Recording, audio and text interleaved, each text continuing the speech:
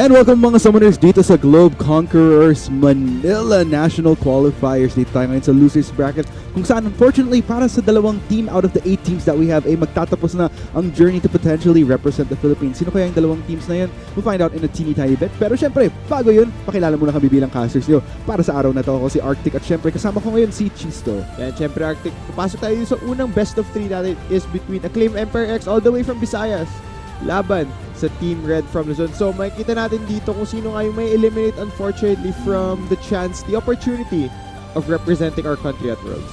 Yeah, it's a bit of a shame. Ano yun yung tipong all these teams have come so far, but unfortunately ganun talaga. That's just how the game goes in competitive esports. Looking at our schedule for today, match 1 nga, Team Red versus Acclaim Empire X for our current best of 3. And of course, match 2, it's gonna be Emperor Esports versus Imperium Pro Team. Ngayon, alam mo Chisto, looking at the matches that we have today, may mga micro stories na nagaganap. But of course, we'll dig into those stories a little bit later on. Alam mo, Arctic, kailangan mo ikwento sa akin yung mga stories na sinasabi mo para na rin malaman ng mga nanonood kung ano nga yung mga yun. Pero yun nga, looking at this matchup between Team Red and the Acclaim Empire X, of course, I feel like this matchup is really, really good in the sense na Team Red always has that good support staff and AEX as well. So, yeah, considering that both of them had the proper coaching and like, I feel like they could strategize very well against each other. Oh, without a doubt. And you know what's really interesting about this is that, by the way, quick promotion ng event that's happening in Iloilo very soon towards the end of the month. Conquest is going to be happening, if I'm not mistaken. That will be towards the last week. So tickets are now available sa mga taga Iloilo dyan na sumusuporta sa Acclaim Empire X. Yan, baka gusto nyo mapunta yung event na yun. Which leads me to actually one of the guests who will be Neep plays for Team Red right now. Oh. So it's an interesting dynamic how this actually panned out to this particular match right here. Kasi ayun nga, si Neep will be playing against Acclaim Empire. Kasi isipin mo kung matalo ng Team Red yung AEX dito, pupunta siyang Iloilo, the hostile territory yan. Di naman, the Iloilo people naman, they're very friendly naman. Yeah, but in a way. in a small way. Diba? Like, that's the guy that beat our representatives. Tapos magkakaroon pa yata siya ng guest talk dun sa Conquest or something like that. Pero, ayun nga, yung mga bagay na. I think guys, papasok na tayo sa pick and ban very soon. Malalaman natin kung ano ang balak gawin ng dalawang team na to. Yes, looks like we'll be heading into the drafting phase right now. Medyo kinakabahan ako para sa dalawang team na to. Kasi alam mo yung nanggaling na tayo sa position na you're in such a crucial spot. Oh yeah. Tapos only to miss out on yung goal na pinaghirapan nyo. So regardless, both teams have deserved to make it this far. Pero of course, only one can emerge victorious. Let's see what happens. Okay, so Swain yung unang aalisin dito ng Acclaim Empire X, and the response from Team Red will be the Aatrox removal dito from Acclaim Empire. Of course, AEX is on the blue side and nakakita na tayo ng maraming Aatrox first pick, mostly going towards the mid lane with Smite, and some teams such as Mineski have been able to pull off the strategy. Oh yeah. The others not quite as much, but heading to the next few bans here, Shenrakan removed by Acclaim Empire X. Natanggal nila yung global pressure at yung engage coming away from Team Red. The response though will be a lot of bans towards Kurosu in the support role. So far, looking good as far as what we have as spread out for bans. But interesting enough, AEX will be prioritizing that Trundle for the lineup right here. So yeah, and yung nagawa ng Trundle na to, Arctic, alam natin na si Rebenga mahilig siya mag-Sejuani, and Trundle is one of those picks that can deal with the Sejuani very well. So this Trundle pick by AEX effectively locks away the Sejuani, and nakita to ng Team Red. Looks like they will be responding with the Nocturne, most likely headed to the jungle. The Darius probably gonna head out to the top lane. So it looks like Team Red will be shaking things up a tad bit right here. Love to see what influence Rebenga will have on this Nocturne once we do hit that level 6 mark later on in the game. But looking at what AEX has up their sleeve, looks like the Karma gonna be locked in a little bit uncertain, probably gonna be going towards support, but you don't want to assume just yet. Could go to Kanji as well, as we have seen quite a bit of Karma mid during the PGS days. Yeah, but with the Rise lock in, Arctic, I feel like Kanji would just be playing Rise in the mid lane. Could go bot lane, pero talking about the Karma support, I'm not a big fan of Ardent Sensor supports at the moment. I really don't like those shielding supports. I'd much prefer to have playmakers such as playmakers with engage, such as probably Braum, but Alistar is banned, so no Alistar, but stuff such as that, because Fiddlesticks right now is probably one of the strongest supports dito sa current meta, and he counters those utility type caster supports. So I'm not a big fan of the Karma pickup. Let's see what AEX decides to do with this. Headed into the second banning phase. Jin gonna be removed from Clyde. And alam mo, Arctic, interesting there kasi nung naglaro yung AEX with that Jin, Clyde didn't really have a great time. He was constantly getting dove. Yes. So I wonder why Team Red decided to target ban an AD carry. Let's see, Galio gonna be removed. Nakita na tayo ng Galio Nocturne, so AEX not wanting to deal with that. Not at all. Whew. So it's been an interesting trend as of this recent qualifiers that we've been seeing a lot of these champions with high impact because of their globals. So not really as surprising right now. Meanwhile, looks like Team Red with the Kaisa and Tom Kench being banned out. Okay, we'll just head into that second rotation of picks in a teeny tiny bit. Okay, we were talking about globals, diba? And with the Galio being removed, means na we won't see those Galio and Nocturne combos. Shen as well removed in the first rotation, of course. Pero meron pa rin global. Itong Team Red, Team Nocturne is still available. The Irelia is locked in. Ang initial assumption was can go mid lane or bot lane. So Team Red playing the mind games here para sa Acclaim Empire X. Isipin nyo saan pupunta itong area. Will it go onto Isaac in the mid lane? Will it go to Ardai? Both of them very capable of playing this champion. AX gonna go standard, gonna pick Ezreal para dito kay Clyde as their marksman. Meanwhile, looking at that last pick, what we're yet to see here is, there you go, the potential jungler for Acclaim Empire X, which will be the Olaf, unless there's a small flexer between the Trundle and Olaf, so I'm going to reserve judgment for now as to how the configuration for AEX will actually go.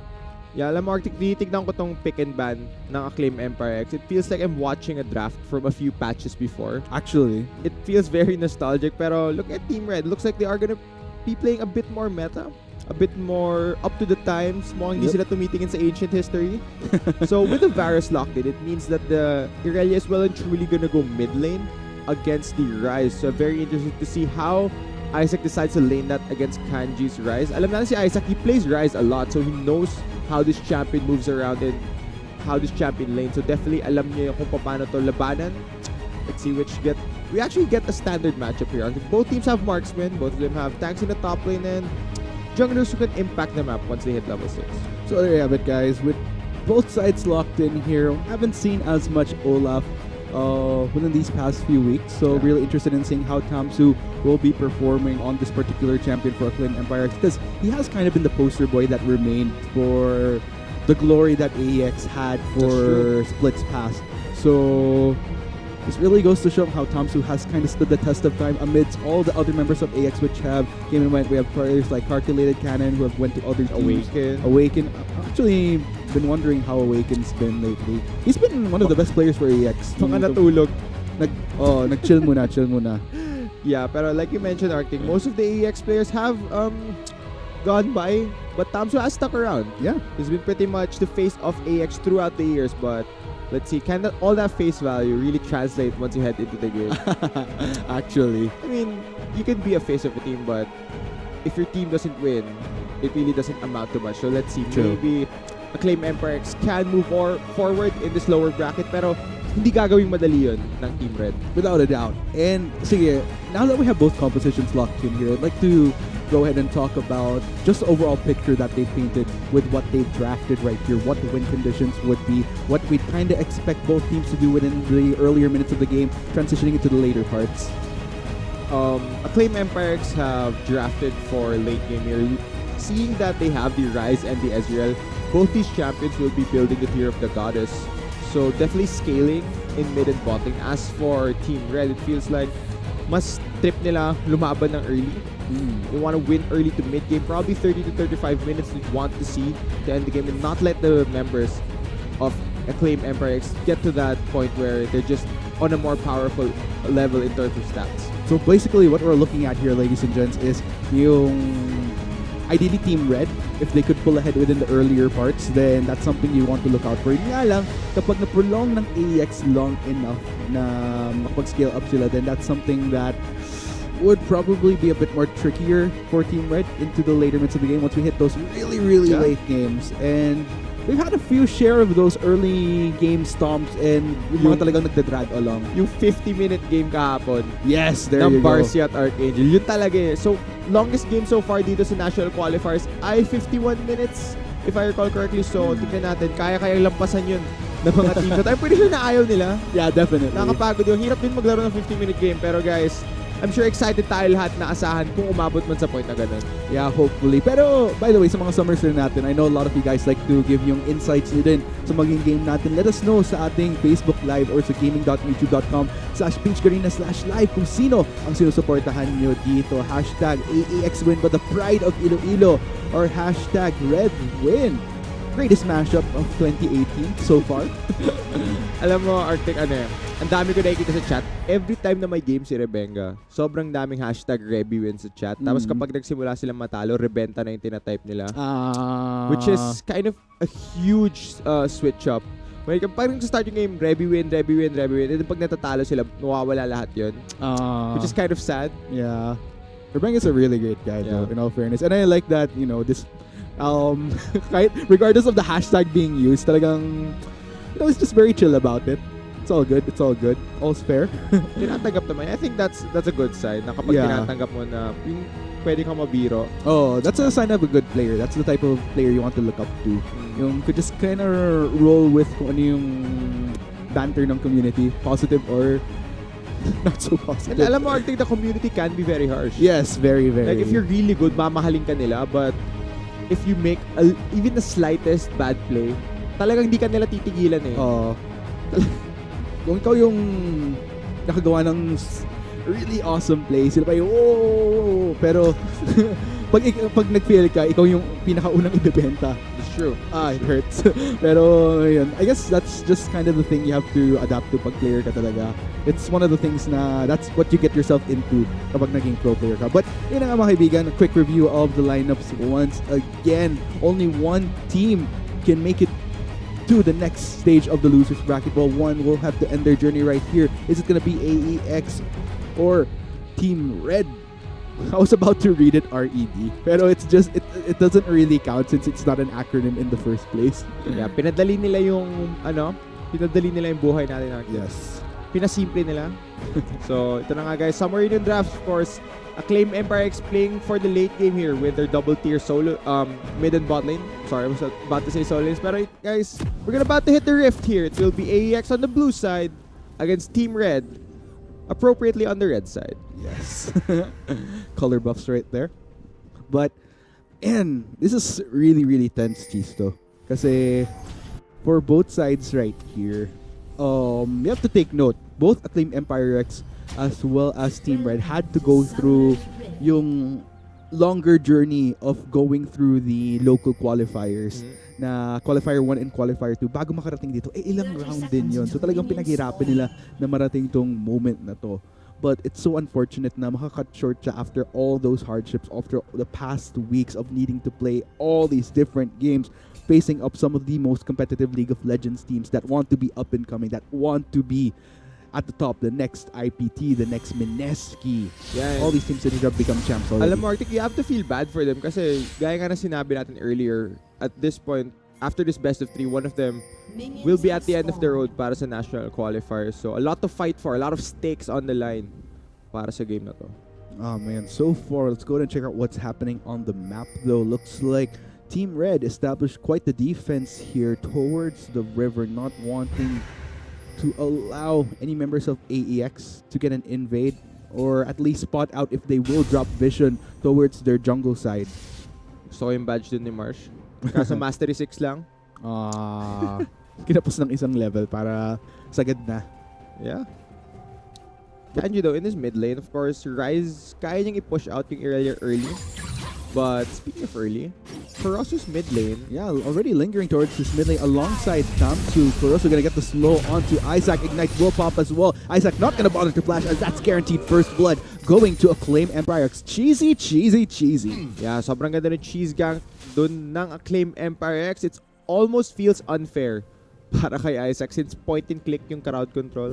No, guys, sobrang dali ng setup and of course the empowered Q galing dito sa Karma at level 1 can hurt a lot. So, Cassier go down for first blood. Yeah, so far, definitely a good leg up for Acclaim Empire X. But of course, not really much of a detriment to Isaac, in which case looks like was able to make it back to win without missing too much. Asidia though. Yeah, looks like Marsh trying to give chase, forced to flash off to try to deal the last hit, but that will be Asidia just allowing the Trundle to trickle down. Yeah, good response by Rebecca. Nakabawi sila after giving up first blood. Ngayon, Rebecca and Tamso are gonna duel here. Yeah, Rebecca gonna Level chase, 2. but looks like we'll just back away for now. Teleport coming in from Marsh just to make sure that he as well doesn't miss up on too much in the laning phase after suffering that one kill. And syempre wala pa ring flash etong Trundle, so it invites Rebecca to go back top lane. But meanwhile, Kurosu takes the brute damage coming in from both Neat as well as Ardai. Will just kind of linger towards the side right there. Looks like that will be round 2 for AEX right here as Asidia just made it to lane. Will get both the damage from both Mars and Tamsu. Looks like it will be Tamsu that will be dealing the killing blow. yeah, I wonder why Asidia decided to push up in lane. Kakakita lang niya na nakipag-trade si Rebecca at si Tamsu in the river. So alam niya na top side ng mapa itong Olaf. Doesn't back away. Remember, no flash from that earlier exchange. Once again, top lane na naman yung target dito ng junglers. Yeah, a little bit over eager to get back to lane to not miss out on CS, but at the cost of his life to an extent. And that kind of voids out just a tad bit what gank that they did get towards that top side earlier. Yan, tinitignan ko yung item na binili ni Asidia pagbalik niya ng lane. He currently has 2 daggers, Arctic. So, I'm assuming na yung magiging build itong Darius will be Trinity Force. Of course, having those daggers also helps him stack up the bleed faster. But meanwhile, mid lane. Yeah, mid lane looks like that will be the dive coming in from Isaac. Gets held down under turret. One more hit looks like won't be surviving anytime soon. Way too cheeky from Team Red, and they suffer that one casualty in the form of Isaac. Yeah, over-aggression yung galing sa Team Red. I don't understand why they're going for that gang. Sobrang layo na ni Kanji in lane. Nung tumama yung stun ni Isaac, Rebecca overcommits his flash. He get nothing while burning so much. Kanji even outplays it beautifully. And look at this wave. It will be denied away from the Irelia. Rebecca is just forced to eat this XP, so quite unlucky para sa Team Red. Yeah, not a bad start. Not the best start here for Isaac in which case. Already suffering 2 kills. Has been missing out on quite a bit. Looks like has already made it back to lane. Will try to deal with Kanji right here, though Kanji taking quite a bit of damage, but will be enough time for Kurosu and Tamsu to respond, though. Kurosu gonna try to get this low onto Isaac. Isaac very, very far in foreign territory right now on the jungle side of Acclaim Empire. Tamsu dishing out all the damage. Isaac tries to style his way out of there. Ignite will be taking one more hit. Will it tick down? Just that auto attack from Kurosu does the trick, and they get the kill. Now, what the hell is Isaac doing in this mid lane? Feels like he's already tilted from that level 1 gank. He's just playing so aggressively. Paulit-ulit na siya pinapunish na itong AEX. He has to calm down. He has to reset. This is really unlucky. It really is. And alam mo yun, like we've been saying, this is a very high-stakes scenario right here. And this is, under any circumstances, not the type of mental fortitude you need to deal with within the earlier minutes of the game. At least the mental fortitude that you want to maintain to at least not tilt off the face of the earth with this kind of start. Yeah, I don't... Okay, Kurosu actually is just building a tent mid lane. Magka-camping siya, guys. So you gotta find your bang here. Or not. Oh, okay, nahanap niya. Kurosu will manage to spot him out. Will to slow him down. Look at Flame Empire constantly making the moves on the rift. Will get the slow onto Rebenga. Rebenga will make it out just fine, though. But still, that's quite the bit of a disturbance in the force for the jungle of Team Red. Disturbance in the force, Arctic. Yeah, it's because of our little trip yesterday. Getting those Jedi ka na ba ngayon? Yeah, for context kasi may nakita kaming lightsabers kagabi and it just kind of stuck with me. Hi guys, so kung fan kayo ng Star Wars, ayun na yung reference nyo. Yeah. Of course, I am a big fan, so yeah, you should check out. Ewan ko lang kung na-post mo yun sa page mo. You should actually. Para na makita ng followers mo. But well, looks like 2 members of Acclaim Empire committed towards this top side. Asidia, in effect, limited to just farming under that turret pillar to prevent Asidia from getting all those creeps. Okay, so tinitignan ko yung ginagawa ni Kurosu right now. He's currently level 3 on the Karma at 7 minutes. He's not been playing in lane. And consider that Ezreal nga yung AD carry ng AEX. Okay, I'll have to hold off on that as top lane. Yeah, looks like they're going to try to hold down Acida. That will be the route connecting. Acida already at half health. Tries to pull in Marsh. Marsh suffers just one turret hit. But of course, Acclaim Empire X will come up A-OK. Meanwhile, Team Red going to try to go for first turret of the game with 3 members committed towards the spot lane, knowing that the Karma was towards top side. And syempre, since paikot-ikot sa mapa itong si Kuroso, there's nobody to help Clyde push the wave back. Team Red, with the proper punish, will pick up the turret. Now, the question is, can Team Red make it in time to defend this top lane? Because if they trade towers, that's gonna be an okay situation para sa AEX. Looks like Neep already making his way towards top side, but that turret from the last time we did see it was already at half its health. Of course, Rebenga will be lingering towards the bot lane, and yep, that will indeed be the case. Turret taken in trade for Acclaim Empire X. Yeah, just a bit late on the rotation from Team Red. They would have wanted to defend the tower, but since Acida wasn't able to clear the minion wave, AEX just gonna secure that.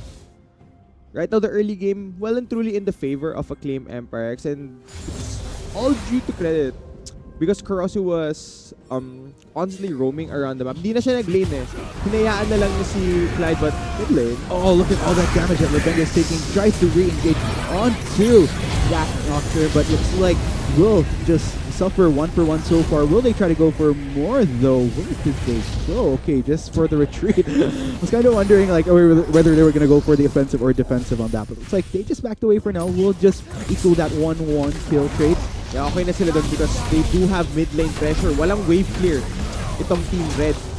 Here it comes. Ardai is here, kaso I feel like this tower will already go down. Crowstorm! Yup, that will be Neep going straight. And look at all that damage that Kanji takes will be going down. But looks like Neep, moment of stasis won't be enough to help him survive. Isaac going to try to keep them at bay. Go straight in onto Kurosu being the lower health member. Very, very squishy members that remain for Acclaim Empire X. Have they overstayed their welcome? Rebecca continuing to give chase to Collide. Will be going down. It's actually Ardai that gets the kill. Tomsu, meanwhile, will try to support Marsh right here. Actually just meets up with Azidia. Acclaim Empire X in such a sticky situation. Marsh looks like he will be going down with 3 members of Team Red on his tail. And victory for RE team win. Ayan, sobrahan ng Acclaim Empire X yung pag-push nila ng mid lane. They overextended, but okay, akala ko magkikita sila. Yep. They overextended for that, and Neep pulls the trigger with the Crowstorm, starts off the fight. Team Red are able to fight back. They even up the kill score, but Rebecca doesn't see Tamsu. Yep. Looks like that will be buff going to Rebenga, but buff transfer complete for Tamsu right there, in which case, as Rebenga goes down. I don't understand why Rebenga is there. His team just lost the team fight. He has no members to support him. Alam niya nanggagaling lang ng base. Itong Acclaim Empire X, he basically gives up his life. Gives momentum back towards Acclaim Empire X. Maagawal pa siya ng camp dito. Yeah, meanwhile, it looks like Team Red have made a transition towards this dragon. Pero interesting to note now, we've been seeing this tug of war between both sides. Pero dead even pa rin. Not much of a goal difference to speak of. Tinitignan ko yung items ni Tamsu and Olaf. He currently has components for what could be a Yomu's Ghostblade. Oh. He's just gonna barrel in speed. Meanwhile, ooh, unfortunately, face check coming in from Marsh, which will signal his death in the hands of both Ardai and Neep in that bot lane. Where's he going? Looks like more action happening here towards mid lane. Rebenga getting the dive in onto that rise. Looks like Kurosu will help out Kanji just to persuade the members of Team Red to back away. Ayun yung zoning queue ng Karma. Hindi mo kailangan patamain. Kailangan mo lang iba to para umatras yung kalaban mo. Pero ito na nga, Rift Herald ang kukunin ng Acclaim Empire X. Yes, but will it be the cause of a turret towards bot lane? Because it seems that Ardai and Neep are constantly pushing in right here. Neep and Ardai are kind of lingering just to see who will be responding, in which case it's Kanji right here. Has to be very careful. It's 3 members of Team Red. Neep goes straight in, gets the full lockdown, and that rise just goes down without a standing chance. Yeah, Team Red well and truly gonna take down this tower. And ngayon, Arte, I feel like Acclaim Empire X are accelerating the game way too much. Kapag pipick ka ng champions na magre-rely on stacking their tiers, such as the Ryze and the Ezreal, hindi ka magkakaroon ng stats para lumaban dito sa early game. That's why the Team Red has been winning majority of the skirmishes despite Acclaim Empire X getting the few kills early. Remember, they're still scaling on their champions. Now, Rift Herald will help them take down his tower. It will go down. Yep, looks like Acclaim Empire X will try to go for that trade. Ooh, look at the damage Rift Herald took right there. Looks like that will be the halt right there, the last bit of Team Red. make the response. Marsh was trying to push out towards his mid lane. Will get halted by Isaac. Isaac, meanwhile, in constant pursuit of this Trundle. Look at all that damage that Trundle is taking in exchange. Looks like Marsh will be going down. Neep Rebenga responding just for the extra precaution, but not even needed in the end. Yeah, and ganyan kababawi on this Irelia. Kung 0-3 ka sa simula, ganyan na ganyan ka dapat maglaro kung gusto mong bumalik into this game now. Gaya nga na sinabi ko, Acclaim Empire X, they're forcing the issue. Ina-accelerate nila ng todo itong game na to when they don't have to. You have a lead. You have both your carries on tier stacking them up. Hindi mo pa kailangan lumaban. They kept going into these fights against Team Red. And it allowed Team Red to regain control of this game because they just have superior champions early. Grabe, you have to give kudos to Isaac na kanina nga nakita natin sobra siyang nag-suffer sa earlier minutes ng game na to. Pero tingnan mo yung bawon niya. 4-3-2 right now on this Aurelia. Definitely a good bounce back considering 13 minutes in. You know, just pretty much within the small number of minutes between the detriment that he was at, now back as an asset for Team Red. And si Kurosu level 5 pa rin on this Karma. It's already 13 minutes on the game. Level 5 pa rin yung Karma. Okay, Neep. Definitely going to be a bit of a fallback right there for Acclaim Empire X's support, in which case... Sa traffic muna. Okay, finally level 6 na yung Karma. Pero anong nagagawa ng level 6 parang Karma? It's not like makukuha na yung ultimate niya, but speaking of ultimates... Oh, looks like Tamsu really wants in on that Fiddlesticks. Rebenga will be the next to follow. Double kill, Tamsu. 1 for 2. Not giving a care. All that damage, and Olaf triumphs. Ayun, lumabas na yung Yomu's Ghostblade. Neto ni Tamsu. Do you know that he does not have ultimate? Yep, lockdown coming in from Ardai. Tamsu will flash away, will get supported by Kurosu. Meanwhile, that will be the response coming in from both Kanji as well as Clyde takes the ride as well as they try to go for Ardai. Will he manage to blast his way out of there? Looks like AEX really still trying to speed through. Might actually just catch a CD instead. Meanwhile, Kurosu tries to constantly get the kill onto Ardai. Ignite is taking one more pop and down he goes. Looks like they'll turn for Acedia next as he dishes out with Marsh. But with all the members of AEX there, there's just no standing chance. Acedia goes down. Yeah, Nocturne not on the map. Hindi mo natakot umabante itong Acclaim Empire X. Tamsu did so much damage on this lethality. Olaf, he's 6-1-3, currently carrying Acclaim Empire X. Team Red, hindi sila nakakasabay sa Olaf ni Tamsu, so it's actually very scary to deal with him right now. Indeed, and I don't know, man. Tamsu 6-1-3 right now on this Olaf. Definitely in a better place than, well, Kurosu 4-1 on this Karma as well. Probably not the most ideal scenario, considering that even with this type of standing, he was the one that was kind of behind on levels earlier. Yeah, and consider that wala silang paraan na pigilan itong Olaf ni Tamsu, regardless of the ultimate being available, di ba? There's no real way for Team Red to stop Tamsu unless patayin nila kagad. But there's shielding from the Karma that's gonna come in, and okay, speaking of the Karma, Okay, Kurosu not able to land that Q, in which case, but still knows something is up. Won't even bother face checking into that brush, but of course, with Pollen going on to him, will signal that there was someone there from Team Red. you know, I kind of feel like I wanted him to face check. I just wanted to see how much damage Team Red actually would deal to this under-leveled Karma. Oh man, meanwhile, looks like Wave pushing in. Kurosu will deal with just that though. So we have a bit of a calm right now. Let's go ahead and check out where everybody's at though. Like we mentioned, Isaac earlier was able to regain his composure on this Aurelia. Not to mention Ardai, actually a pretty good position right now. 4-1 on this Varus. Yeah, oh no. Liney! I'm not sure if I had a second to even play-by-play that. It was just... Wala nang commentary na needed. Exactly. Nawala na siya kagad eh. Alam mo, Arte, I've had people approach me and say, kamukha ko daw si Neep. Yes. Well, and I highly disagree with that. I'm gonna have to somewhat agree with that. I highly disagree, but oh no! But looks like that will force the flash away from Clyde, but looks like they're gonna go for the re-engage right there. Acedia getting the pull onto Tamsu. Won't be pursuing though. Looks like Team Red, they're just gonna back away from this for now. Yeah, just as quickly as Rebenga got into the fight, he immediately flashes away. So no commitment on that Nocturne. It's just enough time for Marsh to get a push here towards bot lane though, in which case.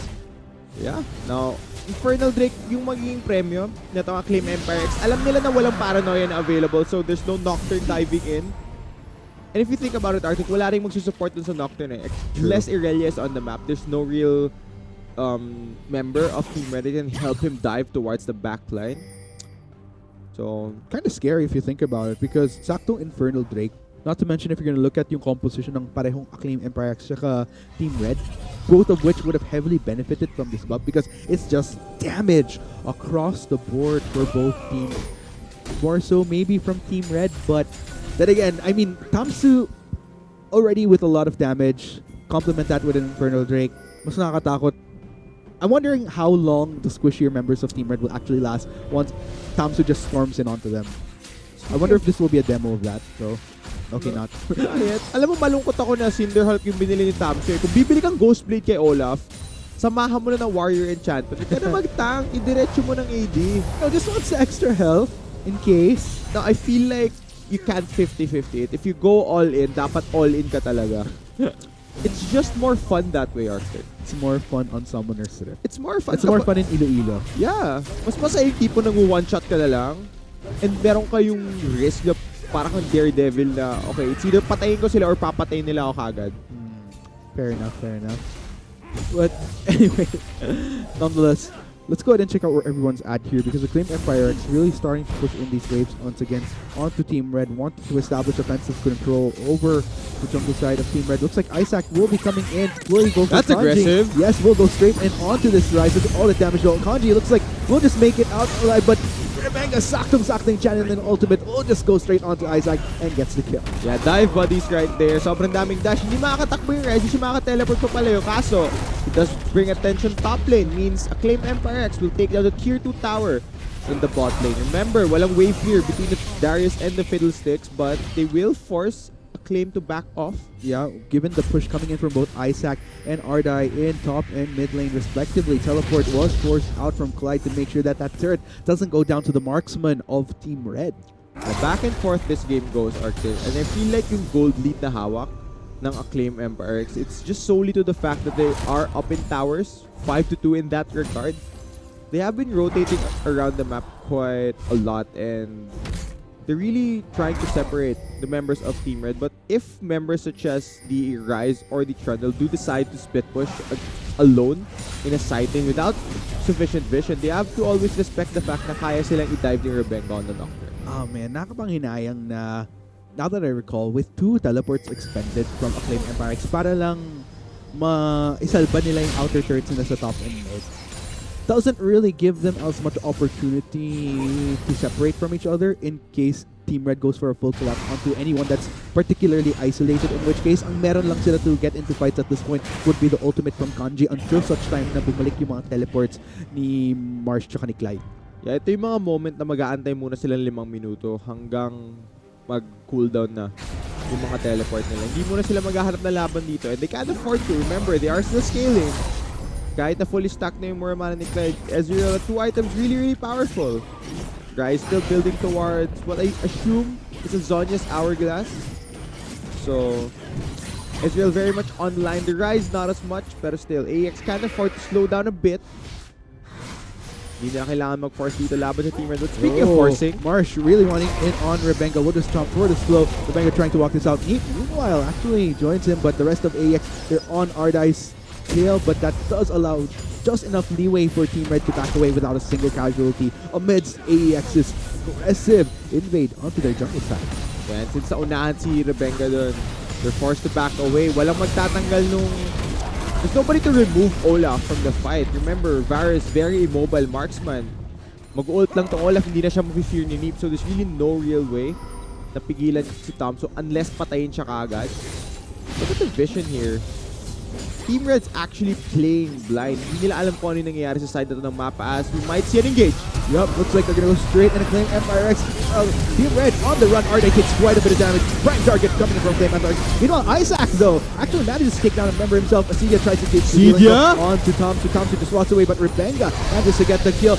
Meanwhile, Team Red looks like they're going for retaliation right here as they start to clean up the members of Acclaim Empire X. It's only Corrosion that's alive. Isaac gets a dive in onto him. That's ace going to Team Red. Yeah, 5 for 3 ace actually for Team Red. I want to see a replay of that fight. That was incredibly messy. It feels as if AEX would win the initial start. Would win the start of that fight because this is a decent engage from them. Team Red is forced to face check onto them now. They send the Olaf to the backline. Walang pipigil dito, so Ardai immediately goes down. Pero yung focus ng AEX seems a bit split up. One of their main damage dealers, the Rise, immediately goes down. Clyde Arcane shifts into the fight, not respecting the fact that Rebenga is still there on the Nocturne. Let's go down. Kanji going down in the middle of all of that actually sealed the fight for Team Red. AEX needed the Rise. Kaso, kinulang siya. Oh, that was so unfortunate. Looking at things there, I think Empire X wasn't really clear on the target there after Ardai went down. A lot were committed towards Acedia. Some were trying... Well, Isaac was just kind of free to take down whoever he wanted, in which case. So, really unfortunate right there. Napili ka lang ng dadasyan mo kung ganun kahingiral yan. Ngayon, things will reset here a bit.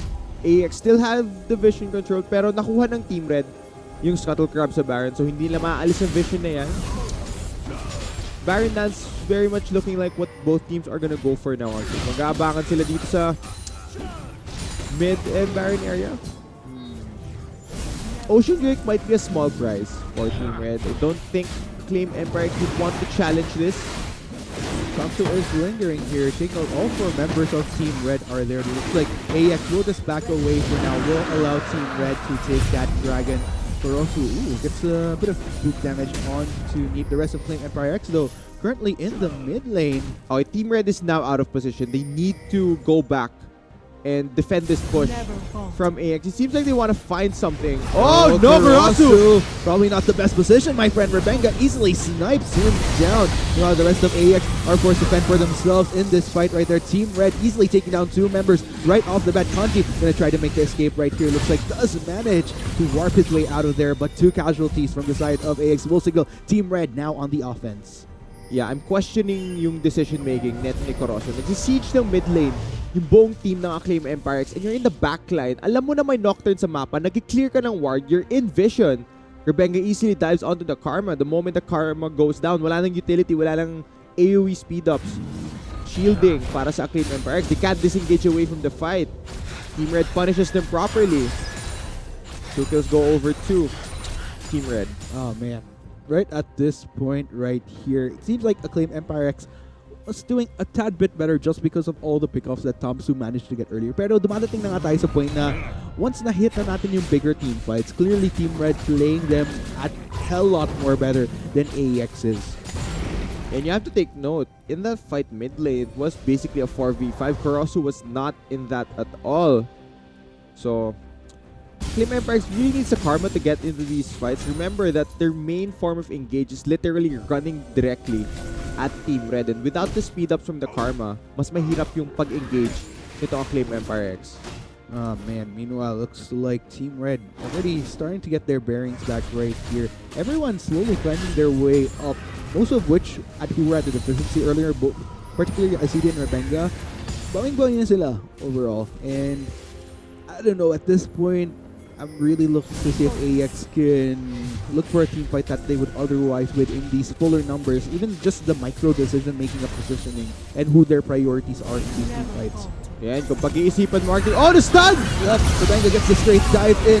Clyde doesn't even stand a chance. Meanwhile, the rest of AEX looks like that will be the signal to back away. Neep goes straight in off the 3 members of AEX. Look at all that damage that AEX is suffering. Tamsu will be the next to fall. Kanji and Kurosu. Looks like Kurosu will be left for dead, in which case Kanji will warp his way out of there. But no, actually gets pulled in by City, and that will be the shutdown. Total of 4 for 2 in favor of Team Red. Yeah, bakit ka mag-face check kung ikaw yung AD carry ng Acclaim Empire? You're playing Ezreal. You can poke the bush with your Q. You can check if anybody's there. You don't have to face check. 4 kills go over to Team Red and Baron. Definitely a possibility. Oh man, decision making from AEX in this mid to late game. I don't know what's happening to them. It's just been very muddled. These oversteps, places where they shouldn't necessarily step into, have been happening constantly.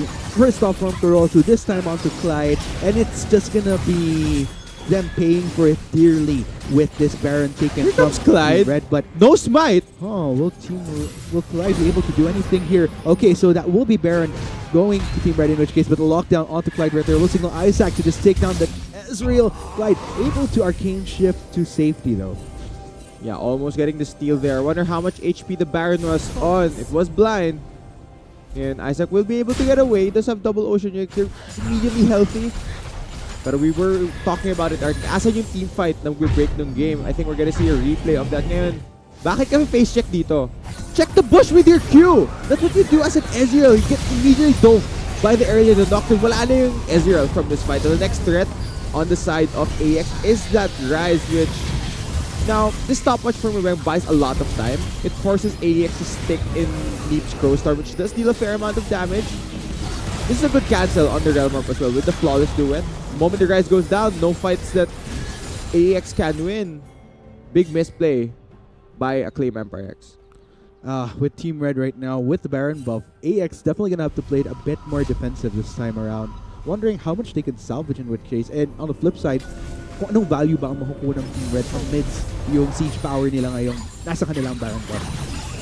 And ang tanong dito is, kaya bang pigilan ng Acclaim Empire X ng push? They have to Rise to wave clear, but whenever the Rise steps forward, it's always a threat! Yup, dive in straight in onto Clyde once again. He just goes down in a snap.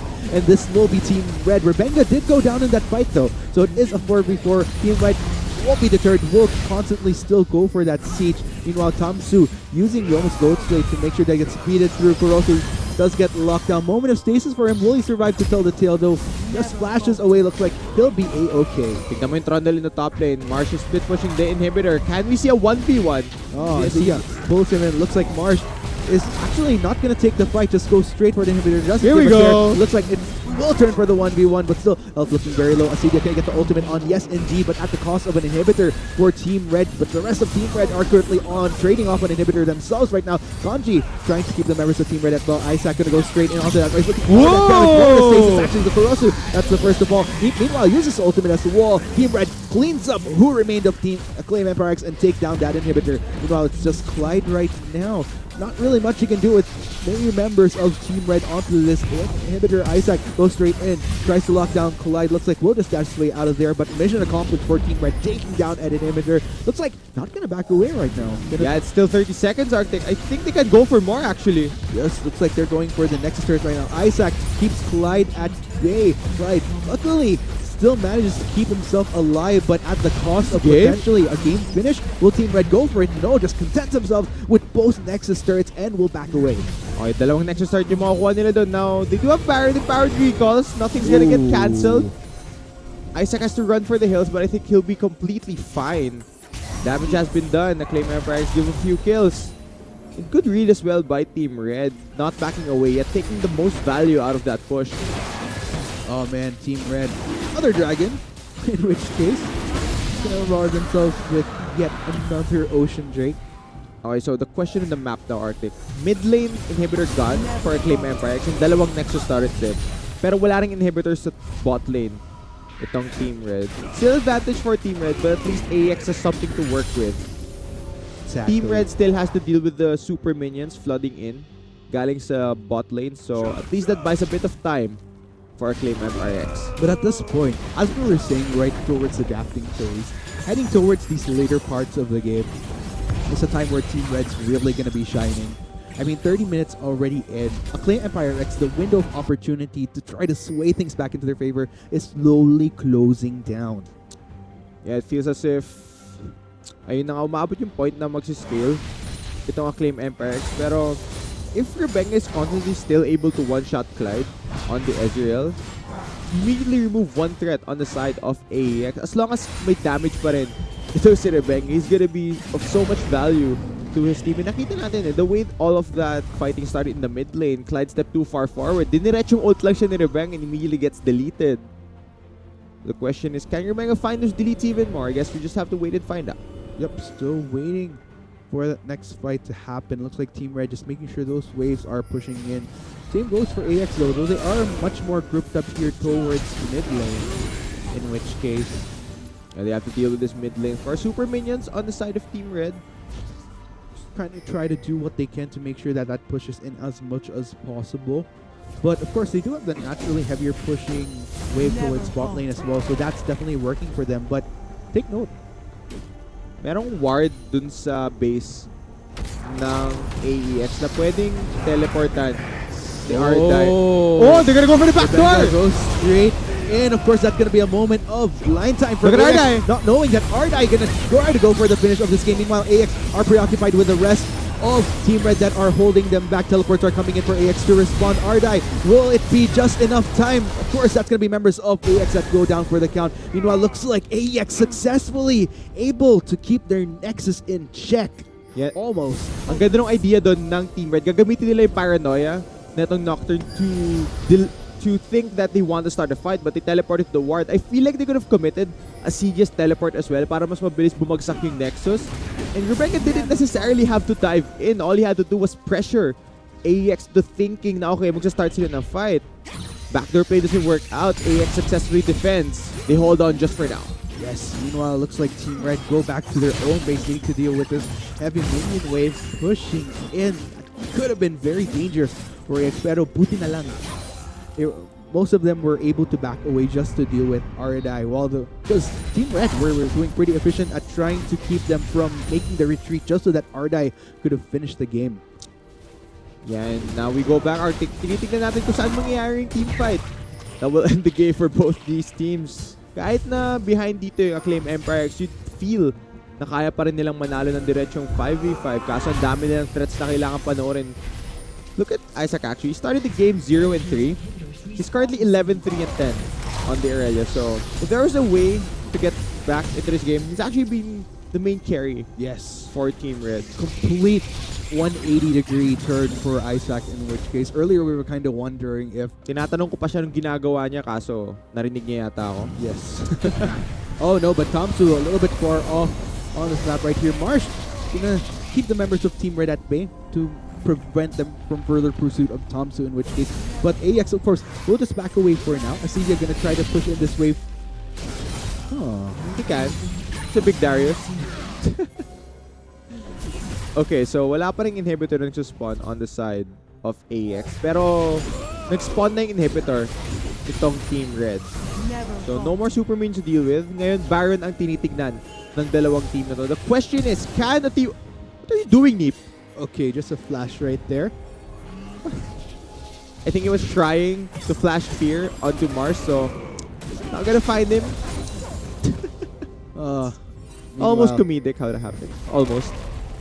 Meanwhile, looks like Team Red starting to make for this bot lane right here. Marsh is going to be in huge trouble. Going to get locked down by Rebecca, complemented by Neat. Marsh trying to do the best that he can to make it under turret. Looks like we'll actually make it out alive, in which case AEX going to try to go for the counter, in which case Thompson tries to chase down the push. Remember, looks like goes straight in. True Shot Barrage will be thrown out. Just a bit of a scratch onto Team Red as they continue to back away. Looks like no casualties will happen right there. Team Red managing to take a turret though. Yeah, pretty lucky that Marsh didn't go down. Pag namatay yung Trundle doon, Baron would have definitely been a possibility for Team Red. No team still take down the Baron, but oh, they see them in base. This will go down fast if they do so. All Team Red trying to bait, in which case for a member of Acclaim Empires to face check. AEX haven't really been functioning as a unit as much recently. But okay, Kanji is gonna bait the ultimate right there. Wait, does Ryzel give vision? I don't think so. I don't believe so. I don't think so, but I feel like since he didn't see anyone on the side of Team Red, nothing gonna happen. Okay, nag-recall dito yung Team Red. It wasn't vision, so Acclaim Empires don't have full information kung nasaan sila. Yep. Ngayon, sila naman maglalagay ng vision nila. Tatanggalin nila yung wards na nilapag ng Team Red, and then ilalapag nila yung sarili nila. Now, they have control over this area. Yep. Team Red gonna push out mid and try to regain what control they had in the Baron pit. Acclaim Empires keeping their patience. Medyo buti na lang sa kanila. Off na yung inhibitor nila dito sa mid lane. So, parehong sides. Wala masyadong problema ang heavy minion wave na magpupush in sa kanila. It really comes down to making sure na minamanage nila yung waves na nagpupush in onto either side respectively. Yeah, but now the question, Arctic, which do you value more, the Elder Dragon or the Baron? AEX is first to the punch here. Oh, looks going like down fast. Red slowly making their way. Baron already at half health. Will they manage to keep the members of Team Red at bay? Looks like AEX still hitting in on this Baron buff. Rebenga keeps the darkness going. That will be the team fight. The Team Red might have been looking for. Members of AEX a little bit scattered right here, but looks like members are going down one by one. Could go either way. March in the nick of things right there. Looks like Team Red is the one that actually ends up on the short end of the stick in this team fight. Isaac trying to do what he can. Tries to go for March. Looks like cleaning up, trying to go for the low health members. Looks like Guardian Angel right there. Can Isaac go for more? Tries to get Thompson, but no, that'll be what ends in a 2-4-5 in favor of Acclaim Empire X. Yeah, what's the call for Acclaim Empire? Stop hitting the wards. There's nobody to hit the Baron. This is a free Baron for Acclaim Empire X. We'll definitely go down to their side.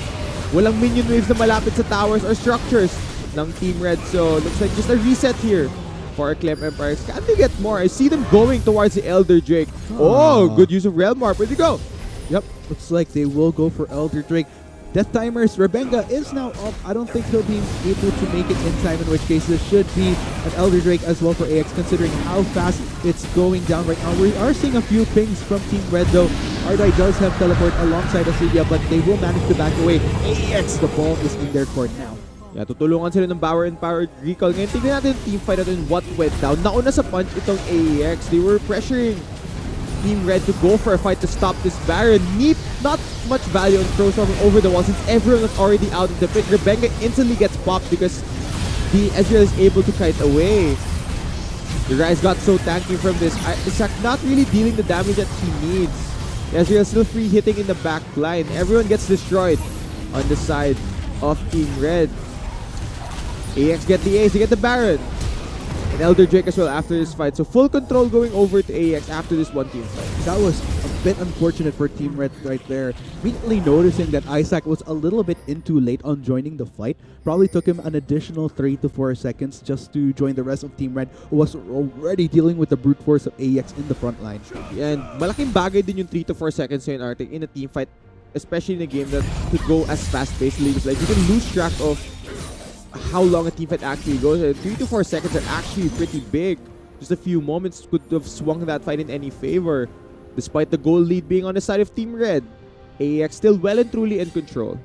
Oh man, with AX now, a little bit of a different symphony that we're looking here. Kanina, nakikita na natin na constantly it's Team Red that's been making the plays as they build up to the later parts of this game. But just at the last moment, AEX, now with the Baron buff, now with Elder Drake, it seems like the stars are starting to align for them. The window of opportunity for them na sinasabi natin kanina nagko-close down, nagbukas ulit para sa nila. Of course, it's all on them right now kung paano nila may-utilize itong opportunity na to.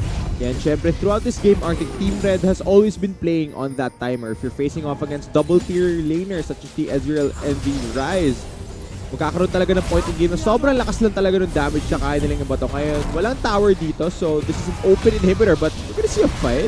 Yes, looks like Marsh getting the lockdown from the Ardai, but looks like we'll be just fine. AEX really wanting in on this inhibitor. Looks like they will just back away for now. We'll probably make a transition towards this mid lane this time around. Yeah, magiging madali yung transition dito ng Acclaim Empire. Consider that merong malaking wave doon sa top lane na nagpo-push para sa Acclaim Empire X. Pagkatapos silang ubusin itong tower sa mid lane, ang dali na magiging rotation na top lane. So, everything is set up for success para sa Acclaim Empire X. The only way for Team Red to stop this is for Rebenga to dive in, but he's just gonna get destroyed. Team Red forced to back in the corner. Here we go! Yep, Neef goes straight into the fight. Dark is coming in. Rebenga going straight for the top line, but Asidia starting to clean up in whoever's in the front line for Acclaim Empire X. Numbers are looking pretty good for Team Red. It's only Corozo that survives. Team Red, they can go for the finish here. Yeah, this should be it. Our decisiveness on the side of Team Red wins them the fight. Clyde gets deleted immediately in that fight. Kanji stepped too far forward. Wala lang towers na pipigil dito sa Team Red. 40 minutes on the clock. This game well and truly over. Oh man, so heavy on the death timers here for Acclaim Empire X. Team Red. Luckily for them, this is the long-term benefit of having taken down those two Nexus turrets earlier on. All they need to do is take down Inhibitor, go straight for the Nexus. Chisto, it's pretty clear right here. It's gonna be game one going to Team Red against Acclaim Empire X in what appears to be a 40-minute game. GG, well played. Yeah, just 10 minutes shy of our longest game, Arctic. Pero as soon as Acclaim Empire X got the lead and control in that game, it's also as soon as it's quick. Yes. As how Team Red got that victory. Pretty much one team fight ended the game. The decisiveness to go for that, to stop the push. Sinabi nila, okay, kunin nyo tong inhibitor namin. Try nyo kunin tong mid lane, babawi kami. They win the fight. They end the game pretty quickly. Team Red goes up 1-0 in this best of 3. Oh man, that was you almost think that Acclaim Empire X would have won that game, but at the end of the day, that last team fight right there, we have to look back. The reason why they did win that team fight towards Baron earlier was Isaac was late and onto that, which is why hindi nakuha ng Team Red yung full damage that they could have outputted in trade with AEX. could have made the biggest difference. Pero nakita naman na natin, pagdating na ng full 5v5, it was very clear how Team Red was much more dominant with the skill that they had. Yeah, and just go to show you that the game was pretty much in a swing na 50-50. Each team could game from Team Red, able to work around the damage that AEX did possess. So moving on to game 2, AEX, there's a few questions on my mind that I'd like to ask them, pero it looks like masasagot naman nila once we head into the second game. Hopefully, Acclaim Empire X, they still need to keep their composure if they want to stay in the running for Globe Conquerors Manila. Team Red, of course, just one win away. Of course, gonna be very happy about this good start to their best of 3. When we come back, of course, magkakaalaman na nga tayo kung AEX ba o Team Red ang makalabas, and we'll get one step closer to hopefully making a comeback here dito sa Globe Conquerors Manila. For the meantime, we have in your casters. Ako si Arctic, ito si Chisto, at ito ang Globe Conquerors Manila National Qualifiers para sa Philippines. Kita-kits for game number 2. It's like the moment of stasis won't be enough to help him survive. Isaac going to try to keep the match bay, go straight in onto Caroso being the lower elf member. Very, very squishy members that remain for Acclaim Empire X. Have they overstayed their welcome? Rebecca continuing to give chase to Collide. Will be going down. It's actually Ardai that gets the kill. Tomsu, meanwhile, will try to support Marsh right here. Actually just meets up with Azidia. Acclaim Empire X in such a sticky situation. Marsh looks like he will be going down with 3 members of Team Red. RX, it's Team Red on the run. Ardai takes quite a bit of damage. Prime target coming from Acclaim Empire X. Meanwhile, Isaac, though, actually manages to take down a member himself. Azidia tries to take on to Tomsu. Tomsu just walks away, but Revenga manages to get the kill. Meanwhile, Team Red looks like they're going for retaliation right here as they start to clean up the members of Acclaim Empire X. It's only Caroso that's alive. Isaac gets a dive in on the next phase, going to Team Red. Stun! Yeah, Revenga gets the straight dive in. Vi doesn't even stand a chance. Meanwhile, the rest of AEX looks like that will be the signal to back away. Need goes straight in off the 3 members of AEX. Look at all that damage that AEX is suffering. Tomsu will be the next of all. Kanti and Caroso. Looks like Caroso will be left for dead, in which case Kanti will warp his way out of there. But no, actually gets bullied by City, and that will be the shutdown. Oh, they're gonna go for the back door! Goes straight in. Of course, that's gonna be a moment of blind time for Look at AEX, Ardai. not knowing that Ardai gonna try to go for the finish of this game. Meanwhile, AEX are preoccupied with the rest of Team Red that are holding them back. Teleports are coming in for AEX to respond. Ardai, will it be just enough time? Of course, that's gonna be members of AEX that go down for the count. Meanwhile, looks like AEX successfully able to keep their Nexus Baron already at half belt. Will they manage to keep the members of Team Red at bay? Looks like AEX still hitting in on this Baron buff. Revenga to keep the darkness going. That will be the team fight that Team Red might have been looking for.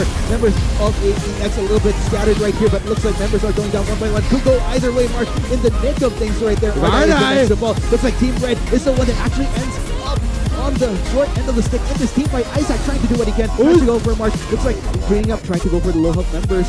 Looks like Guardian Eagle right there. Can Isaac go for more? Tries to get Tomsu, but no, that'll be. Alright, here we go! Yep, Deep goes straight into the fight. Dark is coming in. Rebecca going straight for the top line, but Azidia starting to clean up with whoever's in the front line for Acclaim Empire X. Numbers are looking pretty good for Team Red. It's only Caroso that survives. Team Red, they can go for the finish here. Yeah, this should be it. Our decisiveness on the side of Team Red wins them the fight. He was Clyde taken gets down the in lead. Go straight for the Nexus. Chisto, it's pretty clear right here. It's gonna be game 1 going to Team Red against Acclaim Empire X in what appears to be a 40-minute game. GG, well played. They just